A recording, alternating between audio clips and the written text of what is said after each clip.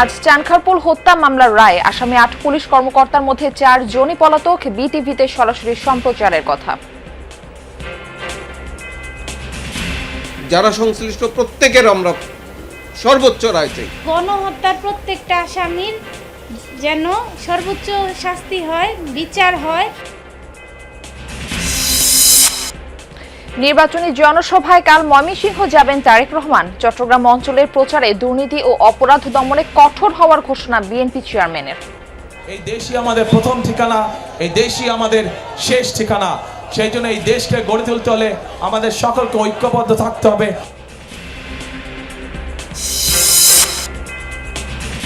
আজ দক্ষিণ পশ্চিমাঞ্চলের 4 জেলায় জামায়াত আমিরের জনসভা। কিছুক্ষণের মধ্যেই কুষ্টিয়ায় রাখবেন বক্তব্য। 11 দলের পক্ষে চট্টগ্রাম থেকে এনসিপির পদযাত্রা শুরু। ইন্দোনেশিয়ায় ভূমিধসে নিখোঁজ 80 জনের সবাই মারা গেছেন। ধারণা উদ্ধারকারীদের এখনো পর্যন্ত মিলল 16 জনের মরদেহ।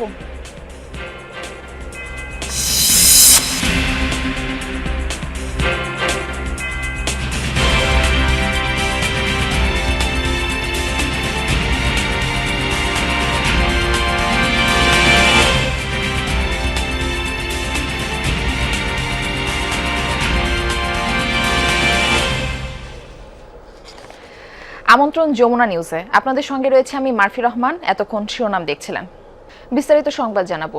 2024 সালের 5 আগস্ট রাজধানীর চানখারপুলে 6 জনকে হত্যার ঘটনায় মানবতা বিরোধী অপরাধের মামলার রায় ঘোষণা হবে আজ। গত মঙ্গলবার রায় প্রস্তুত না হওয়ায় ঘোষণা পিছিয়ে আজকের দিন ধার্য করেন ট্রাইব্যুনাল। সরাসরি সম্প্রচার করার কথা বিটিভির। চানখারপুলে পুলিশের গুলিতে শহীদ হন শিক্ষার্থী শাহরিয়ার খান আনাস সহ 6 জন। এই মামলায় 5 মাসের বিচার প্রক্রিয়া শেষে পুলিশের সাবেক 8 শীর্ষ কর্মকর্তার বিরুদ্ধে আজ রায় দেওয়ার কথা। এটি পুলিশ বাহিনীর বিরুদ্ধে জুলাই হত্যাকাণ্ডের প্রথম রায়। মামলায় পলাতক প্রধান 4 আসামি হলেন ডিএমপির সাবেক কমিশনার হাবিবুর রহমান, সাবেক যুগ্ম কমিশনার সুদীপ কুমার চক্রবর্তী, রমনার সাবেক এডিসি শাহ আলম মোহাম্মদ আখতারুল ও মোহাম্মদ ইমরুল। গত বছরের 14 জুলাই মামলার বিচার শুরু হয়। 11 আগস্ট শুরু হয় সাক্ষ্য গ্রহণ।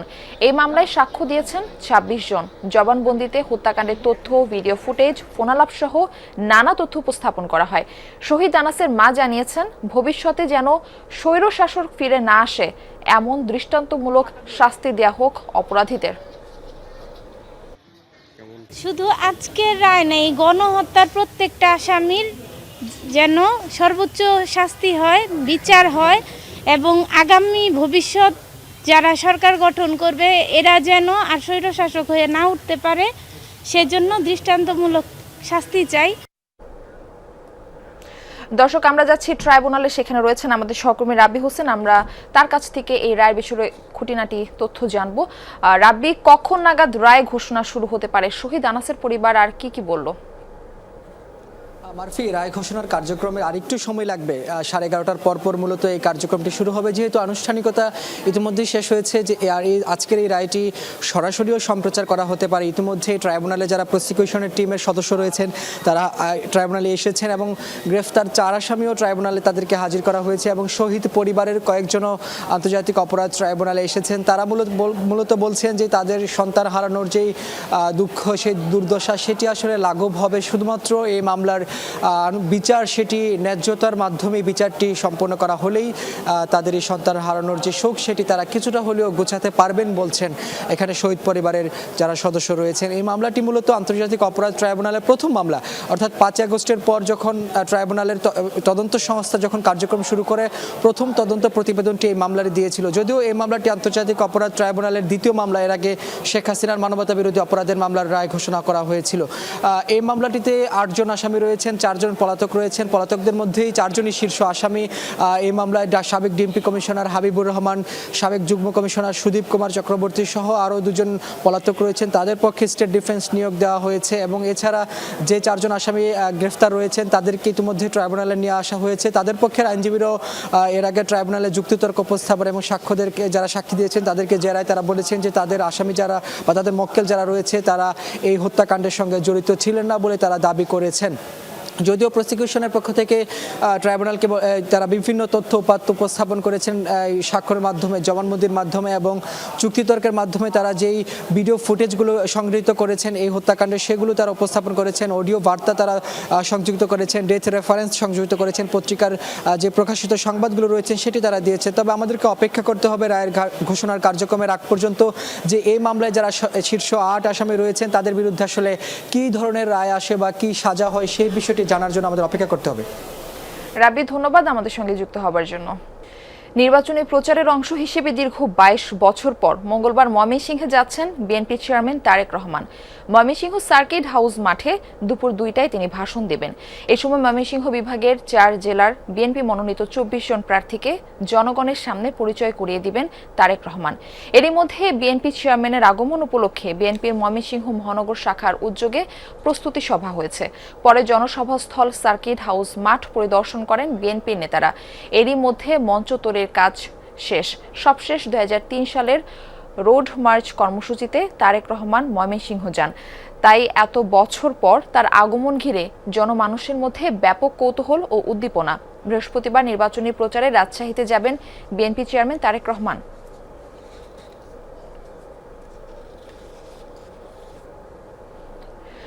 চট্টগ্রামের সাথে সম্পর্ক আবেগের, আর বৃহত্তর কুমিল্লা নোয়াখালীর সঙ্গে আত্মীয়তার, এমন ব্যক্তিগত অধিকারের কথা স্মরণ করে ধানের শীষে ভোট চাইলেন BNP chairman Tarek Rahman.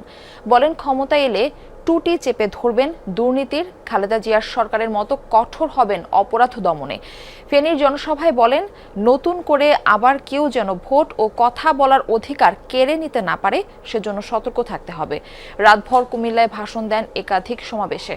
Arefin শাকিলের report, ছবি তুলেছেন জিহাদ ইসলাম ও তানভীর মিজান।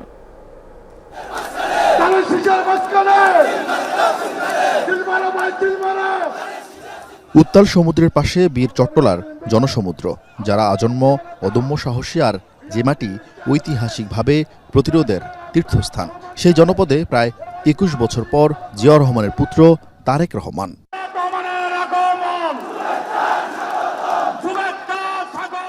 বারোয়ালিয়ার পুণ্যভূমিতে ধানের শীষের নয়াকাণ্ডারিকে সাদরে সম্ভাষণ জানায় সংগ্রামী সমাবেশ। কি সমতল, কি পাহাড়, কি ধর্ম কিংবা বর্ণ, জিয়া পুত্রকে কাছে পেয়ে আপন করে নেয় জনতা।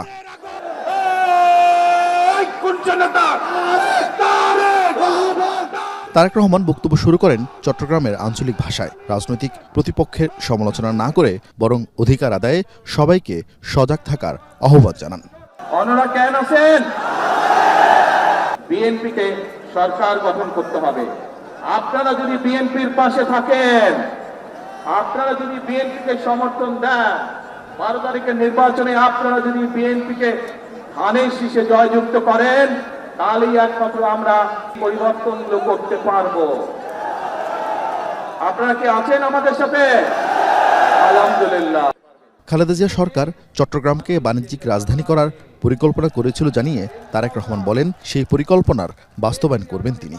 বিএনপি সরকার গঠনে সক্ষম হলে খালেদা জিয়ার সেই উদ্যোগ যত দ্রুত সম্ভব আগামী বিএনপি সরকার সেটিকে বাস্তবায়ন করবে, যাতে করে এই এলাকার মানুষ ব্যাংকিং সুবিধা সহ সকল কিছু এখানে বসেই কাজ সেরে নিতে পারে। দুপুর 12:30 এই চট্টগ্রাম অঞ্চলের সঙ্গে বিএনপির সম্পর্ক গভীর করেন খালেদা জিয়া, যার প্রতিদান ভোটের মাঠে দিয়ে আসছে এই অঞ্চলের মানুষ। তবে জনমনের প্রশ্ন, আগামী দিনে সে সম্পর্ক কতটা অগ্রসর হয়। তবে মঞ্চ থেকে তারেক রহমান আশ্বস্ত করেছেন, আগামীতে এই চট্টগ্রামের সঙ্গে বিএনপির সম্পর্ক হবে আরো গভীর। চট্টগ্রাম থেকে সড়কপথে ফেনীতে যান তারেক রহমান। ফেনীর মেয়ে খালেদা জিয়ার ছেলেকে দেখতে পাইলট স্কুল মাঠে মানুষের ঢল নামে। বৃহত্তর নোয়াখালীর 13টি আসনের প্রার্থীদের জন্য অধিকারের সুরে পরম স্বজনদের কাছে সমর্থন চান তিনি। এই দেশ আপনার আমাদের সকলের শেষ ঠিকানা। এই দেশেই আমাদের জন্ম, এই দেশেই আমাদের মৃত্যু, এই দেশই আমাদের প্রথম ঠিকানা, এই দেশই আমাদের শেষ ঠিকানা। সেই জন্য এই দেশকে গড়ে তুলতে হলে আমাদের সকলকে ঐক্যবদ্ধ থাকতে হবে। পথে 14 গ্রামে জনসভায় ভাষণ দেন বিএনপি চেয়ারম্যান। এরপর যান কুমিল্লা দক্ষিণ ও চাঁদপুরের প্রার্থীদের জনসভায়। জনতার কাছে তুলে দেন ধানের শীষের প্রার্থীদের। ওই যে বললাম আপনাদের একটা জরুরি গুরুত্বপূর্ণ কাজ আছে, সেটা হচ্ছে 12 তারিখে ধানের শীষকে নির্বাচিত করতে হবে। ধানের শীষে সিল দিয়ে ধানের শীষকে নির্বাচিত করতে হবে। এরপর দাউদকান্দি ও নারায়ণগঞ্জে সমাবেশ করবেন বিএনপি চেয়ারম্যান। এই যে কামরুলের হাতে আমি ধানের শীষ দিয়ে আরিফিন শাকিল, যমুনা নিউজ, কুমিল্লা। দক্ষিণ পশ্চিমাঞ্চলের 4 জেলায় আজ জনসভায় যোগ দিবেন জামায়াত ইসলামীর আমির ডাক্তার শফিকুর রহমান। সকালে হেলিকপ্টার যোগে কুষ্টিয়ায় পৌঁছাবেন তিনি। পরে পুলিশ লাইন্সের হেলিকপ্টার প্যাডে অবতরণ করে সরাসরি জনসভাস্থল কুষ্টিয়ার শহীদ আবরার ফাহাদ স্টেডিয়ামে যাবেন শফিকুর রহমান। এরপর তার সমাবেশে যোগ দেওয়ার কথা। কুষ্টিয়ার কর্মসূচি শেষে মেহেরপুরের উদ্দেশ্যে রওনা দেবেন দলটির আমির। কেন্দ্রীয় কর্মসূচির অংশ হিসেবে আজ একই দিনে কুষ্টিয়া, মেহেরপুর, চুয়াডাঙ্গা ও ঝিনাইদহ এই 4টি জেলায় সফর করবেন জামায়াতে আমির।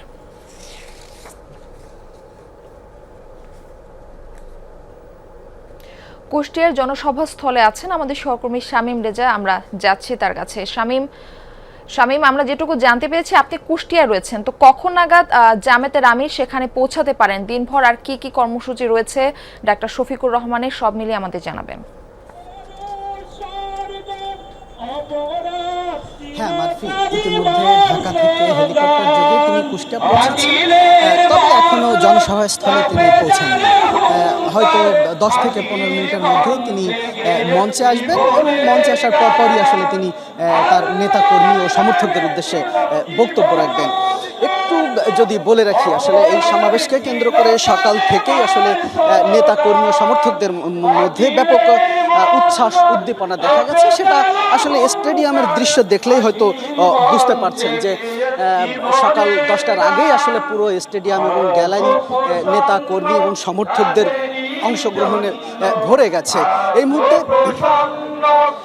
গ্যালারিতে শুধুমাত্র তাদের নারী বিভাগের যেসব কর্মী এবং সমর্থকরা আছেন তারা অবস্থান করছেন এবং মাঠে আছেন যারা পুরুষ সমর্থক ও নেতাকর্মী তারা। এই মুহূর্তে আসলে স্থানীয় যেসব নেতারা আছেন তারা কিছুক্ষণ আগেই তাদের বক্তব্য শেষ করে ফেলেছেন। এখন তারা আসলে জামাত আমিরের অপেক্ষায় আছেন। একটু যদি আসলে জানিয়ে রাখি, দেশের দক্ষিণ পশ্চিমাঞ্চলের জেলাগুলোই সফর করবেন জামাত আমির। এর মধ্যে কুষ্টিয়া দিয়েই তিনি শুরু করবেন এবং হেলিকপ্টার যোগে তিনি আবার মেহেরপুর যাবেন। মেহেরপুর থেকে আবার হেলিকপ্টার যোগে চুয়াডাঙ্গা এবং সেখান থেকে সড়ক পথে তিনি ঝিনাইদহ। রেজা, আপনাকে ধন্যবাদ। ঠাকুরগাঁওয়ে নির্বাচনী পথসভায় বক্তব্য দিচ্ছেন বিএনপির মহাসচিব মির্জা ফখরুল ইসলাম আলমগীর। আমরা সরাসরি যাচ্ছি তার বক্তব্যে।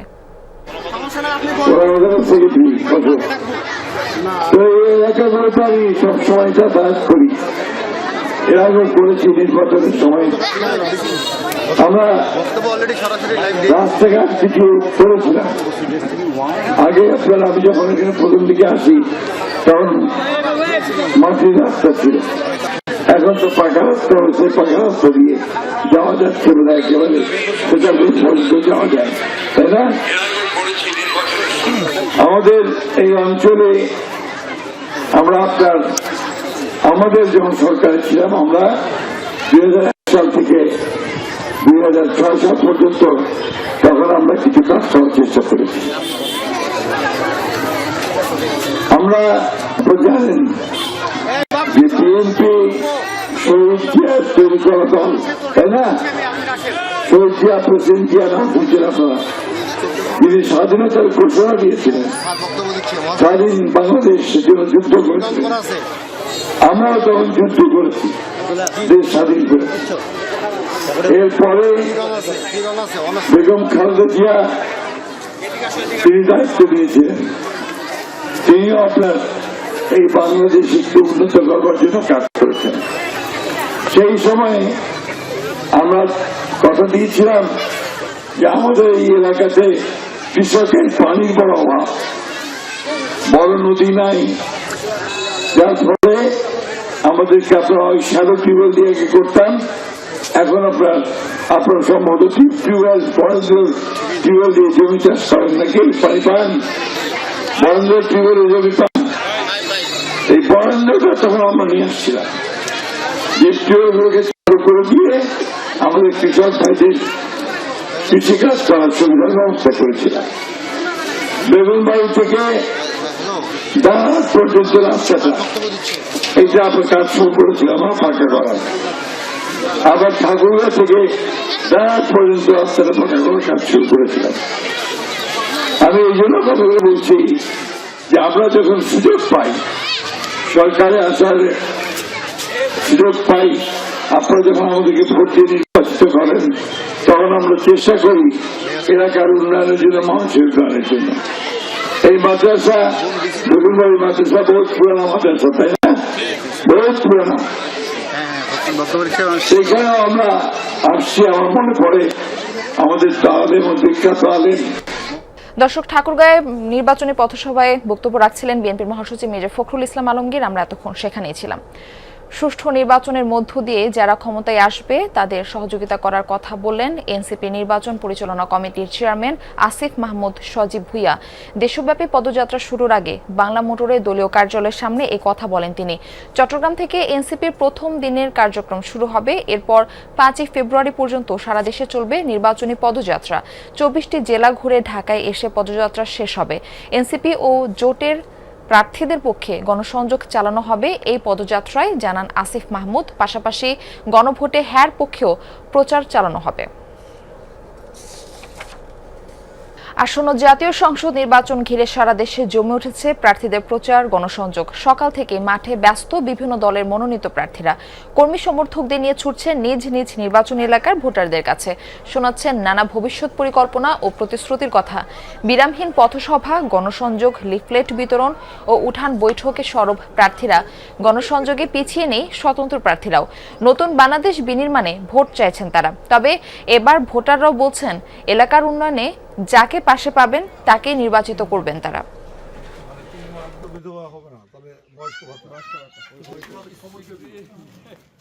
নারায়ণগঞ্জের রূপগঞ্জ থেকে নির্বাচনের প্রচারণার খবর জানাতে আমাদের সঙ্গে যুক্ত হচ্ছেন সহকর্মী জয়নাল আবেদিন জয়।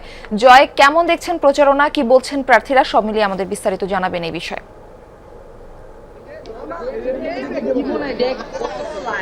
মার্ফি, বাংলাদেশের 300 সংসদীয় আসনের মাঝে অন্যতম গুরুত্বপূর্ণ আসন হচ্ছে নারায়ণগঞ্জ এক আসন, কারণ সরাসরি রাজধানীর সাথে 6টি থানার যোগাযোগ রয়েছে এই রূপগঞ্জ আসনে এবং এর ভৌগোলিক গুরুত্ব কিন্তু অনেক বেশি, কারণ দেশের পূর্বাঞ্চলীয় 12 জেলার মানুষের যোগাযোগ এই রূপগঞ্জ হয়ে রাজধানীতে প্রবেশ করতে হয়, যে কারণে এই আসনটিকে গুরুত্বপূর্ণ আসন হিসাবে বিবেচিত করা হয়। এবং এই আসনে হেভিওয়েট প্রার্থীর মধ্যে রয়েছেন ধানের শীষে যিনি প্রতীক পেয়েছেন মুস্তাফিজুর রহমান ভুঁইয়া দীপু, তিনি দলটির কেন্দ্রীয় নির্বাহী কমিটির সদস্য এবং তিনি যে নির্বাচনী ইশতেহারগুলো দিয়েছেন সেই ইশতেহারগুলো তিনি কিন্তু আসলে মৌখিকভাবে বলেনি, তিনি কাজ শুরু করে দিয়েছেন। তিনি বলেছেন যে মাদক নির্মূল করা হবে, সন্ত্রাস নির্মূল করা হবে, মানুষের চিকিৎসা সেবা প্রদান করা হবে।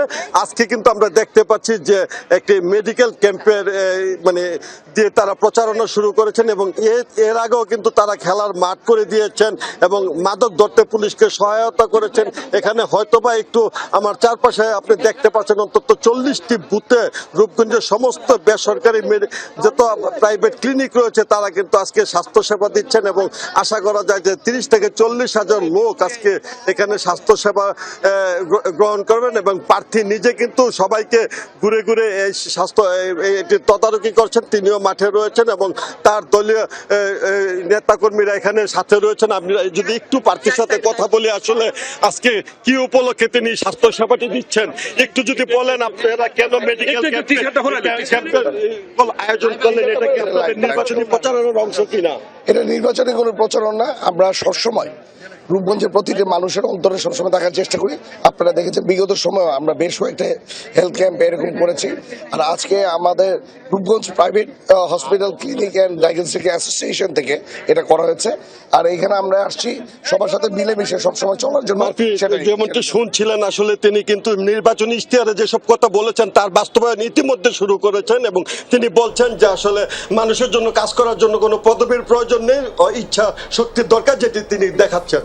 মার্ফি, জয়, আপনাকে ধন্যবাদ জানাচ্ছি। দর্শক, এবার আমরা যাব পাবনায়। সেখানকার প্রচার গণসংযোগ চালাচ্ছেন বিভিন্ন দলের কর্মী সমর্থকরা। সেখানে রয়েছেন আমাদের আরেক সহকর্মী কলিক তালুকদার। যাচ্ছি তার কাছে। কলিক, কি কি কর্মসূচি দেখছেন সেখানে, জনগণের সাড়া কেমন? মারফি, আমি রয়েছি পাবনায়। আসলে 5টি আসন রয়েছে, যে 5টি আসন রয়েছে তার মধ্যে 5 নম্বর আসন যেটি পাবনা সদর, সেই সদর আসনের আমি রয়েছি মুজাহিদ ক্লাবে এখানে এলাকাতে। এখানে দেখতে পাচ্ছি যে আসলে বিএনপির প্রার্থী রয়েছে অ্যাডভোকেট শামসুর রহমান শিমুল বিশ্বাস, তার পক্ষে সেই জেলা যুব দলের সভাপতি হিমেল রানার পক্ষে এই এলাকাতে আসলে প্রচারণা চলছে। তারা বিভিন্ন ভোটারদের কাছে যাচ্ছে, গিয়ে আসলে প্রার্থী তো প্রতিশ্রুতি দিচ্ছে, প্রার্থীর পক্ষে যে নেতাকর্মীরা যে প্রচারণা করছে তারাও কিন্তু সেই প্রতিশ্রুতি দিচ্ছে প্রার্থীর পক্ষে বিভিন্ন। আসলে পাবনাতে যদি বলি, পাবনাতে 4 জন প্রার্থী রয়েছে, এর মধ্যে প্রতিদ্বন্দ্বিতা হবে আসলে মূলত হবে 2 জনের মধ্যে, দাঁড়িপাল্লা এবং ধানের শীষ, এই 2 প্রতীকের মধ্যেই আসলে প্রতিদ্বন্দ্বিতা হবে। এই সকাল থেকেই প্রার্থীর যেমন প্রচারণা করছে, প্রার্থীর পাশাপাশি নেতা কর্মীদেরকেও আসলে বিভিন্ন এলাকা ভাগ করে দেওয়া হয়েছে, যেন সেই বিভিন্ন এলাকাতে গিয়ে তারা প্রার্থীর পক্ষে সেই ভোট প্রার্থনা করছে এবং বিভিন্ন প্রতিশ্রুতি দিচ্ছে, উন্নয়নের প্রতিশ্রুতি দিচ্ছে। ভোটাররাও কিন্তু আসলে প্রার্থীদের পক্ষে যে প্রতিশ্রুতি সেটি শুনছে এবং প্রার্থীরাও কিন্তু সেই বিশ্লেষণ করছে যে আসলে সেই কতটুকু প্রতিশ্রুতি রক্ষা হবে। এবার কিন্তু প্রার্থীরা সেইভাবেই দেখছে যে আসলে প্রতিশ্রুতি সবসময় দিয়ে থাকে, তবে সেই প্রতিশ্রুতি কতটুকু রক্ষা করে সেই হিসাবই করবে এবারকার নির্বাচনে। মারফি, কলিগ, ধন্যবাদ আমাদের সঙ্গে যুক্ত হবার জন্য। ইন্দোনেশিয়ায় ভূমিধসে নিখোঁজ প্রায় 80 জনের সবাই মৃত বলে ধারণা করা হচ্ছে। রোববার উদ্ধার করা হয়েছে আরও 6টি মরদেহ। এই নিয়ে জাভা প্রদেশের ভূমিধসে প্রাণহানি বেড়ে দাঁড়ালো 16 জনে। ভারী যন্ত্রপাতির অভাবে গতি নেই উদ্ধার তৎপরতায়। এছাড়াও ঘন ঘন বৃষ্টিপাত, পুরো কাদামাটির আস্তর, বিধ্বস্ত রাস্তাঘাটের কারণে বাধাগ্রস্ত উদ্ধার কাজ। ড্রোন ও প্রশিক্ষিত কুকুর সহ প্রায় 250 প্রশিক্ষিত উদ্ধারকর্মী মোতায়েন করেছে ইন্দোনেশিয়ার national search and research agency. যোগ দিয়েছে স্বেচ্ছাসেবীরাও। টানা বৃষ্টিপাত ও বন্যার জেরে শনিবার ভোর রাতে ভয়াবহ ভূমিধসের কবলে পড়ে জাভা প্রদেশের পশ্চিমাঞ্চল। পাহাড়ি কাদামাটির ঢলে পুরোপুরি চাপা পড়ে একটি গ্রাম। আবারও দুর্যোগের শঙ্কায় ভূমিধস কবলিত এলাকা থেকে দূরে থাকতে বলা হয়েছে বাসিন্দাদের। ফিলিপাইনে 350 এর বেশি যাত্রী নিয়ে ডুবে গেছে একটি ফেরি। কমপক্ষে 16 জনের মরদেহ উদ্ধার করা হয়েছে। জীবিত উদ্ধার করা হয়েছে 316 জনকে। দক্ষিণে বাসিলান প্রদেশের একটি দ্বীপের কাছে সোমবার ভোর রাতে হয় এই দুর্ঘটনা।